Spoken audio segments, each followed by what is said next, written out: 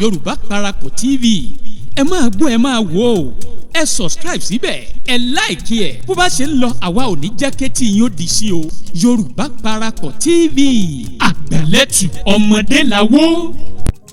ẹ káàbọ̀ sí Yorùbá Parapọ̀ TV níbi tá a ti máa ń fún yín ní ọ̀kan òjọ̀kan àwọn nǹkan tó ń ṣẹlẹ̀ lórílẹ̀‐èdè Nàìjíríà nílẹ̀ adúláwọ̀ káàkiri àgbáyé. Yorùbá Parapọ̀ TV kí la ní fún wa lénìí bó bá jẹ́ gbà àkọ́kọ́ lẹ́yìn wò wá abẹ́ ti jẹ́ olólùfẹ́ wa tẹ́lẹ̀ rí ṣùgbọ́n ẹ ò tí ì tẹ subscribe button síbẹ̀ ẹ bá wa tẹ̀ ẹ́ síbẹ̀ ẹ sì má gbàgbé láti tẹ aago pélébé tí ń bẹ níwájú ẹ̀ èyí tí ó máa rán yín létí nígbàkúùgbà tá a bá ti wà lórí ètò. Ìkànnì tẹ́ wà náà ní Yorùbá Parapọ̀ TV ìṣọ̀kan ọmọ Yorùbá náà ló jẹ wá lógún búburú kan ò ní ṣe yín búburú kan ò ní ṣe wá ẹ jẹ́ máa bẹ́jù ọ̀hún bọ̀ kí la ní fún wa lénìí. ẹ jẹ́ ká lọ gbọ́ lẹ́tà tí Fayose kọ lẹ́yìn èyí ká wá gbọ́rọ̀ tí bàbá Ọbásanjọ́ fi dá a padà àti pẹ̀lú pé kí ni bàbá Ọbásanjọ́ sọ sí Fayose tí Fayose fi kọrú lẹ́tà yìí ẹ já lọ gbọ́ lẹ́tà ọ̀hún èyí tí Fayose kọ sí Ọbásanjọ́ ẹ já jọ wò sọ̀rọ̀ ọ̀hún sótà àbùkù àgbà àbí bó ṣe yẹ kórì náà lórí tó àwọn kan sọ pé kí ló dé tí Fayose pé Ọbásanjọ́ kó wá síbi ọjọ́bí rẹ̀ àwọn kan tún sọ pé kí ni Ọbásanjọ́ gan kò ní wá lọ síbẹ̀ kí lè rògbà tiyín ẹ já máa bẹ́tò kú bọ̀ ẹ já share ẹ já comment lórí ẹ̀ ẹ má gbàgbé láti subscribe síbẹ̀ ẹ sì ti aago tí ń bẹ lẹ́gbẹ̀ẹ́ ẹ já máa bẹ́tò kú bọ̀. Dear Baba Obasanjo, I trust this meets you well. Your coming to my birthday party I appreciate, except for your very irresponsible comments at your age. You went so low, but I'm not surprised because someone once said you are supposed to be kept away in the zoo. Sincerely, that's where you belong. I kept quiet or did not reply you at the function so that the world will know the difference between a sane and a madman that you are.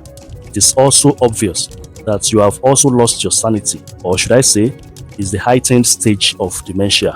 Not to worry, Baba. I shall set the record straight in due course of time. Lastly, I shall appreciate if you return my money since you publicly admitted you received, but Dangote brought you back. Your leopard will never change its skin. Ọbásanjọ́ lọ síbi birthday Fayose. Bẹ́ẹ̀ni. Nígbà wọ́n sì débẹ̀, wọ́n sì kí wọn. Wọ́n sọ tí wọ́n ní ojú ti Fayose gan kò lè pa kúrúkú wá pe àwọn. Ó tún rán yàn sáwọn ni. Àwọn wá sọ fún síta kó sọ fún kó pe àwọn. Nígbà tó wá pe àwọn ní ta lélẹ́yìí. Wọ́n náà sọ pé Ayọ̀délé náà láyọ̀ wo ló ní Fayose.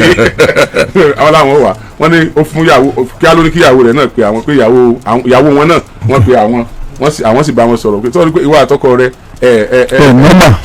ìsọmọlúwàbí àbí kí wọ́n sọ wọ́n sáàbù wọn níyàwó wọn sọ pé bẹ́ẹ̀ ni daddy you are right bẹ́ẹ̀ ṣe wí lórí wọ́n sáàbù bàbá tún sọ ní stage bẹ́ẹ̀ ni o tí wọ́n wá lè mú bàbá máa sọ báwọn sí Fayose lọ́jọ́ birthday Fayose kí ni Fayose ti ṣe tẹ́lẹ̀ ṣáájú àkókò ẹja wo kìíní láti wo tí bàbá náà sọ.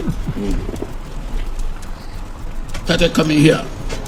Some people called me and said, we hear you are going to Ayo Fayose's birthday. Can't you remember he abused you? I said, thank you for reminding me. Up to the time I started coming here, some people called me and said, we hear you are going to Ayo Fayose's birthday. Can't you remember he abused you? I said, thank you for reminding me.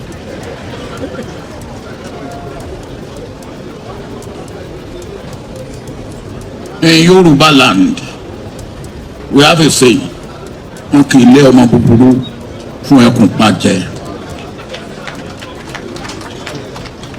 You are not the best of my political children. You are not. But you have made achievement that must not be ignored. Because even to get me to come to this, you couldn't approach me directly. You send Osita to come and sound me out. Àbí wọ́n bá ṣe rere ara kì í hó yàyà o. Àìṣe rere ẹ tó ní sí mi. You couldn't come direct. And when Osita came, I said, Osita, who also is a political child. I said, well, if he has sent you and you have delivered the message, then say to him that you have delivered the message. And then you phoned me. And I said, Ayo who? And you say, Ayo Fayose. I said, yes, you can see me anytime. I made it at the wall. And then, even that, you take precaution. Oh, what direct Latin to knock at my door. You send Folusho as emissary to feel the pulse and see what the atmosphere will be. And Folusho came. And when Folusho came, I said, what have you come for? And about an hour later, you came. And you know that I had had the program which took me to Kigali 1 a.m. yesterday. And I was supposed to be in Kigali till Sunday. But when you then told me that your birthday is this Saturday, I said, whatever it takes, I will make sure that I can. And there and then, I started making arrangements. Because ara lelamu malamodi arun lara ta pe, and I want everybody to learn a lesson from there. And then after you have heard from me, you phone your wife. And I spoke to your wife and I said, Madam, you and your husband Shomaluapi. And your wife completely disarmed me by saying, Baba, you are right. Edarijiwa. And then when you get that, then what else can I do? Baba, we are right. Edarijiwa. So, you've asked for forgiveness. And as far as I'm concerned, you are forgiven. But the lesson, the right lessons must be learned. As I said, we are all here to celebrate with you. 65 years on the surface of the earth, pẹ̀lú hilo, and you have seen a bit of it. It's worth celebrating. And Obasanjo will come out with a rotten mouth, will come and be condemning PDP for which we are president for 8 years. That gave you a platform from prison. A man, when we saw the picture when Obasanjo was released like General Salam, we would not allow such a man to sit beside you. But the same man is coming, I'm opening the library. My 10 million naira is part of his library. We were made to pay 10 million naira as governors in 2005. And I've written to him, return that money. How can Nigerians be celebrating a corrupt man? Corrupt man! This is the worst ever. Worst ever. They should put interest on that 10 million naira. I contributed 10 million. I stand to be corrected. If you are afraid of what? When you say Obasanjo will do like this, Obasanjo will do what? His time has come and gone. We are the center of the business now. We are governor now. Where is he? Gbogbo tí wọ́n sọ yìí mo rí torí bẹ́ẹ̀ bọ́ ibi tí mo rí tó le jù ní òkùnkùn níjọ́ tí Fayose àti Obasanjo pàdé lọ́dọ̀ mi lọ́dọ̀. It was too cool for comfort that day. Ó bad gan. Wọ́n ó hàlà bàbá gan seriously. Bọ́jú gbogbo ẹ̀ lọ ìgbà tẹ́ni tó ṣẹ̀ bá ti lè mọ̀ pé òun ṣe tó dẹ̀ tọrọ dáríjì. Then the next thing kéèyàn gbójú kúrò. Ẹ̀kọ́ ló jẹ́ lóòótọ́. Torí mo mọ̀ pé lára wọ́n mọ̀ mú àwọn Alliance for Democracy governor yẹn bàbá mú wọn lọ́wọ́ lẹ̀ kí wọ́n Fayose lè wọ ní 2003 ni ó yẹ kán fi ibi san fún wọn. Ibi ó tán lẹ́yìn kò lé wọn. Ẹ jẹ́ ndóbà. wọ́n ti tán wọ́n ti parẹ́. Mo dúpẹ́ gan fún àpéjọ tó ṣẹlẹ̀ yìí. Ọmọ ń jẹ́ kí inú mi dùn pé kò sí ká má bára wa jà ká má tẹ̀ra wa bó ká má fi orí ọ̀fẹ́ lẹ̀ fún ká parí ẹ̀ kó sì tán síbẹ̀. Okay. 2 lessons. Number 1 ni pé ẹ̀yin tẹ́ para yín torí olóṣèlú ti ń tànù. Bẹ́ẹ̀ni o. You kill yourself because of politicians. Ànígbà ni kíní kan ni wọ́n parí ẹ̀jọ́ kan tí wọ́n ti tán nìyẹn. Ẹ mọ̀ jà kiri ẹ mọ̀ kó mọ̀ kí. Ẹlẹ́kejì ni wípé ilẹ̀ Yorùbá yàtọ̀ o. In the southwest we have a rallying point and the way tí wọ́n ní ọmọ ẹni ìṣèdí bẹ́ẹ̀ bẹ̀rẹ̀ kẹsíjọ́ ọmọ ẹlòmíì. There's always a rallying point and there's always a kind of atmosphere of reconciliation. Ó máa easy ilẹ̀ Yorùbá gan. Yes. Ṣètò ọmọ yẹ ẹ̀hàn lọ báyìí wọ́n rẹ̀ tí bàbá sọ ni wọ́n máa ní eburúburú fẹ́ fún pàjẹ́ àwọn kan máa fọmọ wọn pẹ́ fún pàjẹ́ o nílẹ̀ Yorùbá àwa ìṣe bẹ́ẹ̀ tó rà there's kọ́ always room for reconciliation àwa yìí kó ọ̀bẹ lé ọmọ lọ́wọ́ kókó mọ́ rìn káàkiri wàá padà lọ lóru àmọ́ dá lóṣù yàn àìsèrú ẹ̀ lọ́dọ̀ wa ń bí. ó ti tán. two lessons learned. ìdá sọ pé èèyàn. lórí ọ̀rọ̀ circular road ní àná ọdún fẹ́mi ẹ̀sìn bí. bẹ́ẹ̀ni. àwọn èèyàn pè wá wọ́n dẹ̀ sọ pé nígbà circular road yẹn ti bẹ̀rẹ̀ àwọn ń gbóòórùn nira. tamina. ìgbà tí tamina yẹn circular ti kó sọ pọlọ wa. sọ̀rọ̀ ọ̀rọ̀ tamina bóyá circular. tàbí sọwọ́ dọ mímídò náà ni circular mímídò mímídò abẹ́ òkè. sọ̀rọ̀ ọ̀rọ̀ tamina. ẹgbẹ́ Yorùbá òkè. tamina Ìwó road kọ́ ni first tamina tí Ṣèyí Mákindé ṣe. bẹ́ẹ̀ ni tọ́ni. tamina challenge. ọjọ́ ó wà ń bẹ̀. tamina ọjọ́ ó wà ń bẹ̀. tamina tó ní ti Ìwó road náà. nígbà tí wọ́n ṣí tamina Ìwó road challenge àgbọ̀pọ̀wọ́ ọkọ̀ pọ̀ sí náà. ìgbà tí wọ́n sì tọ̀ ọjọ́ àgbọ̀pọ̀wọ́ ọkọ̀ pọ̀ sí náà. ibi wọn sá ti ń gbé lọrin kankan àwọn èèyàn sì ń ṣe dáadáa ń bẹ̀. sẹ́mi yé ti àlà. ẹ já tètè máa lọ sí èyí tó kàn wá ọ̀rọ̀ circular road ọ̀rọ̀ kò sí yàtọ̀ láàrin rẹ̀ náà. ìyàtọ̀ wà ń bẹ̀. circular road àti. ìyàtọ̀ wà ń bẹ̀ adúpẹ́ ọ̀rọ̀ circular road tí ìrìnàjò lọ gómìnà tí wọ́n bá wọn sọ̀rọ̀ dáadáa ń jọ àwọn circular road náà ẹni pé kò dẹ̀ sí protest náà wọ́n ti yanjú àwọn kankan lábẹ́nú. sorry to say ẹ sí mi níjọ́ Saturday. Saturday yàtọ̀ sánà. ok sánà ẹ̀yin ò sí bí láti. bọ̀ ẹ̀yin náà ẹ̀ sí. ok Sunday to Saturday lọ. ẹ̀yin ọ̀gbàdúrà kọ́sọ́. àní Sunday to Saturday lọ. ẹ̀yin ọ̀gbàdúrà káwọn tó sunkún lé ọ̀rẹ́ rẹ̀. that is it n tí mo sọ pé tán bá tún rẹ́rìn la tó gbọdọ̀ sí. wọ́n ṣiṣẹ́ kán rẹ́rìn lọ́wọ́ ni. ṣe process nìkan in life o. okay. and a lot of times when things are done tàbí I realize pé it's not good the way things have been done and we came back strength ni kò ní ṣe weakness o. when you see a leader changing his táwọn pé mo ti goof mo bẹ̀ padà wá. kò ṣe pé goof. èso goof pé nǹkan yìí. ọmọ tí mo rí yìí mo rí padà yìí ò lè já sí. àwọn initiator náà bẹ́ẹ̀ni àwọn kò the initiator of this. bẹ́ẹ̀ jẹ́ ìdílé àná bẹ́ẹ̀ èmi ti gbà pé Sunday to Saturday lọ́ba. what happened at the corridor the show corridor ni pé people have now realized that we need to tread with care and then the government is also doing whatever they can to lessen the suffering of the people. nǹkan tí wọ́n ń ṣe lọ́wọ́lọ́wọ́ ẹni ẹ jẹ́ ká wo what is going to come out of it but when government tán bá ṣe mind àti olórí tán bá ṣe mind wọn it is not weakness. no strength ni it is strength. ṣé inú onígbàgbọ́ nínú pé nǹkan le kò ní dẹ̀. àánú ó máa dẹ̀ kò sí ní tó le kókó tí kì í dẹ̀ o ìgbẹ̀yìn á dára mú lóye o kò sí nta kọ́ ni. ṣé ti Fayose àti bàbá òde ní. ṣé kò dẹ̀ ní ìsìn ọ̀rọ̀ dẹ̀ náà. because gómìnà tá à ń sọ yìí kúkú sọ̀tà aráàlú tẹ́lẹ̀. abẹ́yìn ọ̀rẹ́ aráàlú sí ni so ntọ́rẹ́ àtọ̀ rẹ̀ bá jà wọ́n lè parí ẹ̀. so kò dẹ̀ tí ì síjú kan. obìnrin kan tiẹ̀ wà tó fi kọ nígbà kan àbí ìta ló kọ́ ní ìyàwó àtọkọ bá ń jàwó tó bára wọ́n parí ọ̀nà dandan ó dà pé kọ́lìntì ló kọrin yẹn ẹ lè rántí kọ́lìntì ni. ẹ máa wá ra kí ló wá ṣẹlẹ̀ pẹ̀lú terminal Ìwó road tí wọ́n sọ pé bí wọ́n ṣe sí terminal yẹn o àwọn èèyàn bẹ̀rẹ̀ sí pè wá wọ́n sọ oríṣiríṣi lánàá àdẹ̀ní tó dáa náà ni pé ká lọ ọbẹ̀ ká lọ ohun tó ṣẹlẹ̀ ṣùgbọ́n gbà tá a débẹ̀ lónìí wọ́n sọ nǹkan kan wọ́n sàsọ ohun tó ṣẹlẹ̀ sá ó yá ẹni tó lọ ọbẹ̀ gangan ẹjọ́ fún aráàlú lábọ̀ ohun tó ṣẹlẹ̀ gangan. Okay, actually, I would like to speak in English. So speak in Yoruba. Igoju rẹ̀ yẹn lè má jẹ. Ọ̀rẹ́ Akínbọ̀dé.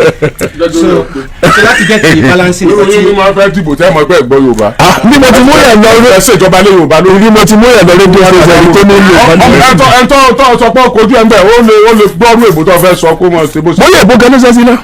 bóyá èbó lọ sọ sí ló fi yàtọ̀. àwọn míì èbó máa ń incite the mental status. bí gbẹ̀tẹ̀ yẹn wọ́n jẹ ni. So láti get the balancing nǹkan tí àwọn aráàlú ń sọ pé wọ́n increase owó mọ́tò àti which is one of the professionalism. jẹ́ kí orí ẹ pé kò lè bàbá kò lè ẹjọ́ wọn sọ bí ṣe sọ ẹni kẹ́kọ̀ọ́ ẹjọ́ wọn sọ bí ṣe sọ. a lọ sí Ìbàdàn terminal láàárọ̀ yìí àti débẹ̀ at about 9:15 a.m. so nígbà tá a débẹ̀ abáwọn planet organisation bẹ́ẹ̀ àwọn tó wà ní in charge àwọn gbogbo nǹkan tó ń ṣe bẹ́ẹ̀ so abá ẹnìkan sọ̀rọ̀ Mr. Babatunde adẹ̀sọ fún wọn pé a ṣe interview láàrin àwọn tó ń wọ mọ́tò bẹ́ẹ̀ so nǹkan bẹ́ẹ̀ nígbà tó wá di pé a fẹ́ lọ sí àwa lọ sí ọ̀dọ̀ àwọn park management yẹn náà àwa try láti get right permission lọ́wọ́ wọn pé a fẹ́ lọ interview àwọn drivers o àtàwọn aráàlú pé nǹkan kan pé a gbọ́ ọ̀rọ̀ yìí pé wọ́n increase owó mọ́tò so a fẹ́ mọ reason àti pé kílódé tí nǹkan báyìí fi ṣẹlẹ̀ nígbà tá a wá débẹ̀. so kẹ́ ẹ mọ̀ lọ láì gbọ́dọ̀ lọ bẹ̀ láì gba permission lọ́dọ̀ wọn so torí ẹ̀ náà la ṣe kọ́kọ́ lọ sọ́dọ̀ wọn nígbà tá a wá dé ọ̀dọ̀ wọn a wá try láti identify ara wa nígbà tá a wá identify ara wa sọ pé pé tó bá increase owó mọ́tò náà pé kò tí ì ṣe nǹkan tó yẹ ká tí ì dá sí pé ká filẹ̀ pé ká lè máa lọ wọ́n ṣe sọ fún wa nìyẹn so with the way tó ṣe sọ fún wa náà a gbọ́dọ̀ kúrò ńbẹ̀ torí pé kò wà friendly bákan so bẹ́ẹ̀ nǹkan kékeré tí mo ní láti sọ nìyẹn sá. ó sọ bó ti sọlẹ̀ kan ìgbà tẹ ẹ débẹ̀ tẹ́ ń bá wọn sọ̀rọ̀ what did the man do who stood up against you. ta ló dìde sí yín ta ló gbójú àgbẹ̀ sí yín èdè wo ni wọ́n lò wọ́n ti lò ó. a fẹ́ mọ̀ ní káfílẹ̀ mọ kátà sọ̀rọ̀ lórí so get mọ́ fún wa ní gbójú dísán. ok sir láti ìsàlẹ̀ a bá àwọn kọ̀ọ̀kan tó wà ní ẹnu ọ̀nà mọ́tò sáà a béèrè lọ́wọ́ pé àwọn ọ̀gá ò la lè bá sọ̀rọ̀ wọ́n wá mú wa wọlé nígbà tá a wá wọnú ilé so àwọn set kan wà tó yẹ pé àwọn ọ̀gá náà wà ń bẹ̀ so nígbà tá a wá débẹ̀ a wá identify ara pé láti Àgídìgbò so from that point then the person stood up. ojú ẹni ẹ dìde bọ́ọ̀ ló ti rí. wọ́n pupa wọ́n pupa bẹ́ẹ̀ ni sir wọ́n ní wọ́n sara wọ́n lẹ́nu náà. so nígbà tó dẹ̀ dìde wọn sọ̀rọ̀ jù wọn statement méjì lọ béèrè lọ́wọ́ wa pé ṣe bá Àgídìgbò lẹ ti wá àní bẹ́ẹ̀ ni sà wọ́n wá ní pé kò tí ì sí nǹkan tó kàn wá báyìí sí tó bá dẹ̀ increase ẹ̀ náà kò tí ì sí nǹkan tó kàn wá pé ká máa lọ wọn dẹ̀ sọ̀rọ̀ wọn dẹ̀ náà síta fún wa àdèbọ́ta. wọ́n ti sọ̀rọ̀ báwọn. ọ̀rọ̀ rẹ o. ṣe rí láti jẹ́ kí ẹni ò lọ àwọn tó lọ ò tí ì dé tá a fi wà lórí ètò wọn à jíṣẹ́ fún mi lẹ́yìn ojú yín náà wọ́n sì jíṣẹ́ ní tí wọ́n sọ fún wa náà lánàá kí gbogbo olùgbọ́ yìí ẹ sọ̀rọ̀.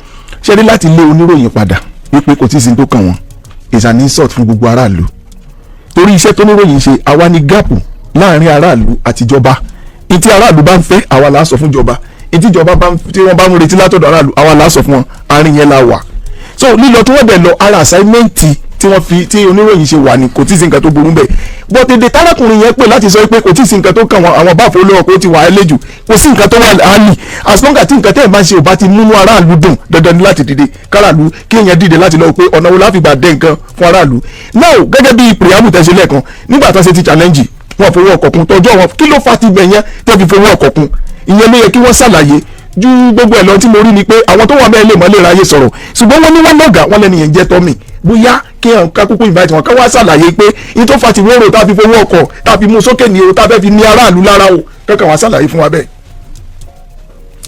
aráàlú la wà fún bí aráàlú ló sì pariwo tó láwọn wọn ní bí wípé ohun tó ń ṣẹlẹ̀ rí lánàá wọn pariwo pé àwọn òrìlé iléèrè o owó ọkọ̀ ọmọ tó lò kì í sí lẹ́yìn ìgbà tí wọ́n sí kámínà ìwúrò jù tán a sì lè gbẹ́gbẹ́ wọn láì mọ̀jọ́ pé àdìdì àwọn afẹ́fẹ́sì lé lórí ni àwọn sọlá àmọ̀tí ọmọ wa dà pé àwọn náà lọ sí gánjá fíjì ń bẹ̀ àti lọ gbọ́ láti gbọ́ tẹnu wọn kó lè bàa di pé àpá kò yàwó tán now ó sì ní láàánú wípé ọ̀pọ̀lọpọ̀ àwọn tí ó yẹ kí wọ́n mọ̀ pé aráàlú làwọn ṣiṣẹ́ sìn fún aráàlú sì lẹ́tọ̀ọ́ láti béèrè pé kí ni ìdílé lè fi rí báyìí òun ni wọ́n wù wá pé àwọn ò fẹ́ lóyún lóyìn now ìdúró tí wọ́n dúró ni pé àwọn ga jù lú lọ káràlú mọ̀ bí àwọn léèrè nǹkan tí ò ṣe bẹ̀rù wò kò sì ṣe é ṣe bẹ́ẹ̀ wọ́n gbọ́dọ̀ wá jábọ̀ a gbọ́dọ̀ wá díẹ̀ ìdí tí wọ́n gbọ́dọ̀ pa àwọn ga jù ìlú ga jù anybody lọ tí gómìnà bá ń gbọ́dọ̀ aráàlú èmi ọmọ ìdí tí àwọn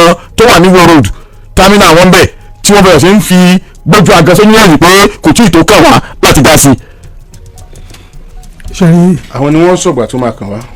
ẹ jẹ́ ká fi sùúrù ṣe ọ̀rọ̀ yìí o nítorí pé n tí yàn bá rà ní ọ̀tá o àwọn tó kó wọlé tuntun kí á ti kalẹ̀ ó lè ti fowó léwọlé fún wọn o káwọn náà sì transfer lórí àwọn tó fẹ́ mọ̀ lólé tuntun so àmọ́ ibi tí kìnìún ti wọ́ wá ẹni tó dẹ̀ sọ̀rọ̀ ibi tó yé ọmọ you cannot give what you don't have ẹni tó sọ̀rọ̀ pé get out there are ways láti bá yẹn sọ̀rọ̀ ibi tó yé àwọn ọmọ ni wọ́n sọ̀rọ̀ yẹn ẹni bá ní it will be good àti ìmọ̀ ìtàn gbé ní ìsìn àti ìmọ̀ ẹni kàn ní táwọn bá fowó lé kò sí tó máa ṣẹlẹ̀ so àti nídìí iṣẹ́ nídìí iṣẹ́ ń bẹ̀rẹ̀ so èèyàn ní láti mọ ok kí ni reason tẹ́ fi fowó lé àti pé àwọn bolóyè bóyá bó ti kó wọnú lé yẹn gọ́ọ̀mẹ̀ntì may tell them pé look àwọn iye owó báyìí báyìí la fẹ́ máa gbà lórí ẹnì kọ̀ọ̀kan iye báyìí báyìí àwọn ni wọ́n máa wá explain the reason why tẹ́ fi fowó lé wọ́n kọ́ fowó lé epo ní ìsìn wọ́n sọ pé Bọ́lá Ahmed Tinubu 15% lé owó importation of fuel yìí wọ́n dẹ̀ tún ló tún di January so there is always a reason for every action táwọn Yorùbá ń take so let's wait for Mr. Tommy and all the rest. That is if they are allowed to speak, because sometimes they may not be allowed to speak, and if they are not allowed for Robert Fẹ́mi. lọ́bàá kẹ́kọ̀ọ́ ta ni ó dùn wọ́n lẹ́nu. lọ́bàá kẹ́kọ̀ọ́ lọ́bàá jọ máa fi wé òun ìwé pa ọjọ́ kó sí ẹ̀ lérí orí alábàáhùn jọ àràn òpẹ́ nínú ìpàdé àpapọ̀ ẹgbẹ́ òṣèlú PDP tí wọ́n ṣe ní Adámọ̀sìngbà àgbọ̀ níbi tí wọ́n ti kéde lórí rédíò pé káwọn oníròyìn ọmọ wà. àbí ẹ gbọ́. wọ́n sọ bẹ́ẹ̀. ṣùgbọ́n ìròyìn kan tẹ̀ wá lọ́wọ́ Captain P2 òṣìṣẹ́ iléeṣẹ́ rédíò 32 FM ni wọ́n kọlù o níbi convention yẹn náà wọ́n kọlù nígbà tí wọ́n náà yàn wọ́n sì mú fóònù ẹ̀ gan wọ́n fọ́ fóònù ẹ̀ mọ́lẹ̀ ó sì fi ID card yàn pé oníròyìn lòun iléeṣẹ́ rédíò báyìí báyìí lòun ti ń ṣiṣẹ́ ọ̀rọ̀ yẹn náà àti ìgbọ́ kí ẹni tó jẹ́ ọ̀gá wọn kí wọ́n sọ nǹkan kan pa rẹ̀. ọ̀gá àwọn wo nìyẹn. ọ̀gá àwọn PMS àwọn PMS gangan. ṣé PMS ẹjọ sá ṣé PMS ló dín pẹ̀lú Captain P2. bẹ́ẹ̀ni ó sọ kódà ó mú fọ́tò ẹ̀ nìyẹn. ẹjọ pásọ ẹ dákun ṣé àwọn tó jẹ́ pé bẹ́ẹ̀ pé ṣé àwọn ló dín pẹ̀lú ẹ̀ torí níjọ́ Saturday wọ́n sí Saturday àwọn èèyàn wa tó wà ní print wọ́n pè mí wípé ta ló wà ní ìcháàjì ọ̀rọ̀ mídíà mo dẹ̀ pé Dayọ̀ Ògúnbọ̀wálé Dayọ̀ ní àwọn olóńgbò wà lẹ́nu ọ̀nà báyìí páwọn mídíà wà lẹ́gbẹ̀ẹ́ òun ṣe ti gẹ́tẹ̀sí mí nídàá pé wọ́n fún wọn ní oore ọ̀fẹ́ wá ní pé Débọ̀ Ológun àgbà ìyẹn agbóyin kínní pr náà ló sì wà níjà ṣe pé tí ò bá rí bẹ́ẹ̀ wọn ni àwọn pẹ́ẹ́sì ò ní lọ síbẹ̀ láti lọ kọ́fà rẹ̀ ìtọ́ wá mú tàwọn PMS àti ẹnìyẹn tá fi lù kò tí wọ́n ní kí wọ́n mọ̀ tàwọn pẹlẹbẹ yẹn mọ́ ní gbogbo rí àná. ara àṣọwọ́ mi kankan no ṣe ẹni tí a sọ nìsín náà ni pé a fẹ́ gbọ́ ṣáìdì wọn ẹyọ ọmọ ìpínlẹ̀ Ọ̀yọ́ tó bá di pé a gbọ́ ṣáìdì wọn mọ́ tá à ń gbé ìròyìn tí wọ́n mú wá pa wọn sáfẹ́fẹ́ direct àwọn náà fà ó ẹ̀fọ́ yìí sì lẹ́fọ̀ọ́ láwo iṣẹ́ wọn ni wọ́n ń ṣe iṣẹ́ tiwa náà là ń ṣe. bẹ́ẹ̀ni ẹnìkan ò ní àṣẹ kó sọ pé a ti ṣiṣẹ́ tiwa iṣẹ́ yín lẹ̀ ń ṣe nígbà tí wọ́n ní ẹ máa bọ̀ níbi convention àmọ́ ṣẹ́ tí wọ́n gbé fún yín ṣùgbọ́n ṣẹ́ tí wọ́n gbé fún ròyìn ní kọ́ káàntó bá ṣẹlẹ̀ ń bẹ̀ lẹ̀ kódà bí èèyàn bá ń jà a lè kálẹ̀ bí èèyàn bá ń búra wọn a lè kálẹ̀ bí wọ́n fàjà mọ́ra wọn a lè kálẹ̀ story ni tí wọ́n rán yín sí mídíà ní àbóṣèèsì ẹ̀ tí sọ̀rọ̀ lórí yẹn láti gbà yẹn eléyìí náà tún wá ṣẹlẹ̀ láàárọ̀ yìí ṣé tí àwọn ọmọ wa tí wọ́n wá ńgbà tẹ́ dìde tẹ́ nàka àtàwọn yẹn bọ́ta sí wọn ṣé tí wọ́n bá dúró tí wọn ò bọ́ta ṣé ẹ̀ bá náà wọn ni. bóyá tí ì bá ṣẹlẹ̀ ní ẹ̀. wọn ní fẹ́ náà wọn.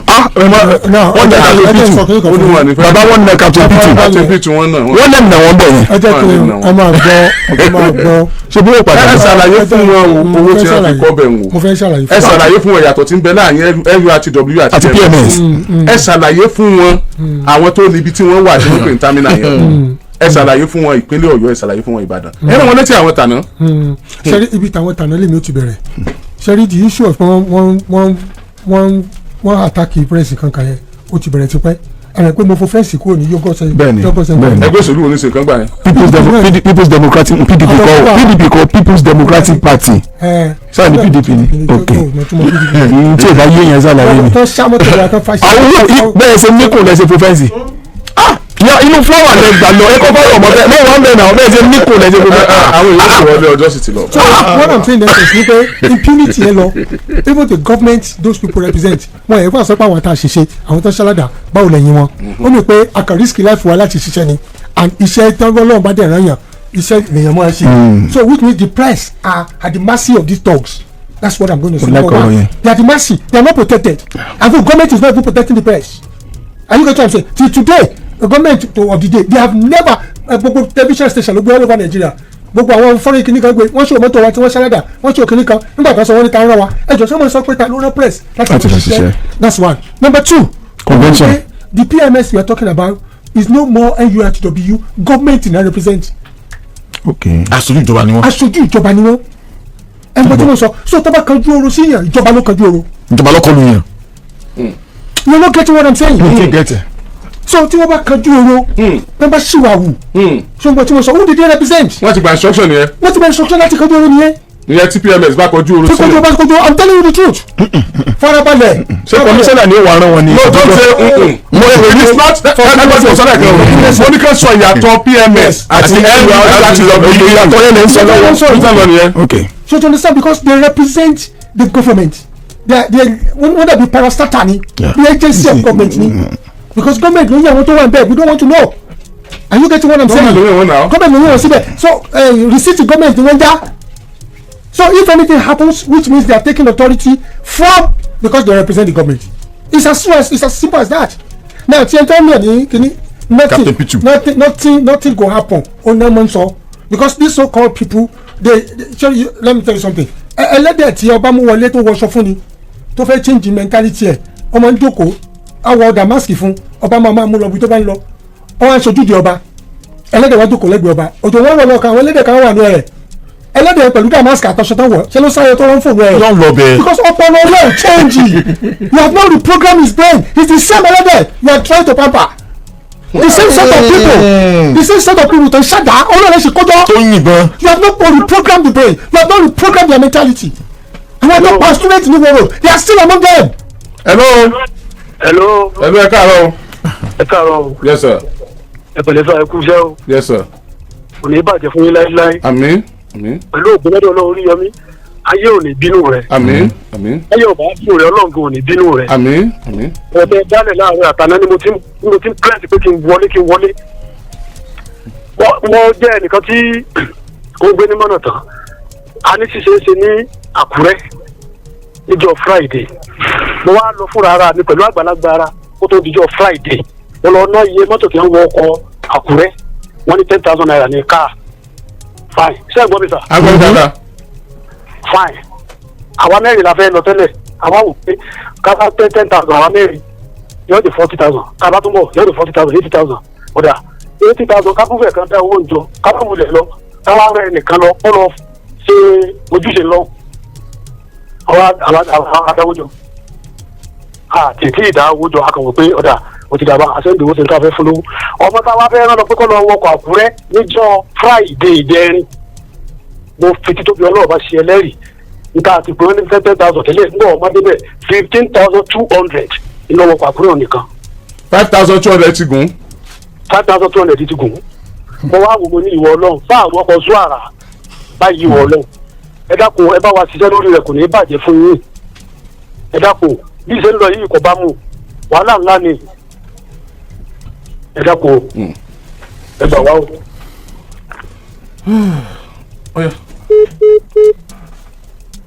ó lé 5,200. hello.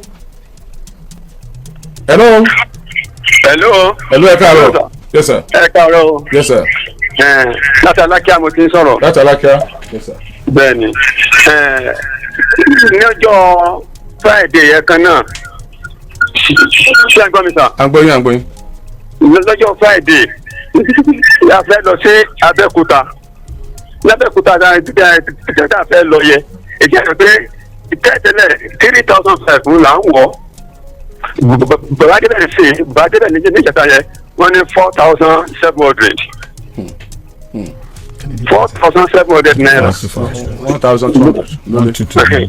wọ́n ké bóyá kọ́kọ́ mọ̀ mi ó padà wálé bọ̀ tó bọ̀dẹ̀ tó ṣe díẹ̀ àwa rí POS kan bá ṣe torí ọ̀tọ̀ lówó tó wà lọ́wọ́ wa tẹ́tẹ́lẹ̀ gbókàn so bá ṣe kún nìyẹn. ẹ tún lọ wá owó kún. àwọn owó kún iṣẹ́ di 3,000 ó di 4,700. ẹ bá wá láti ṣe ẹ.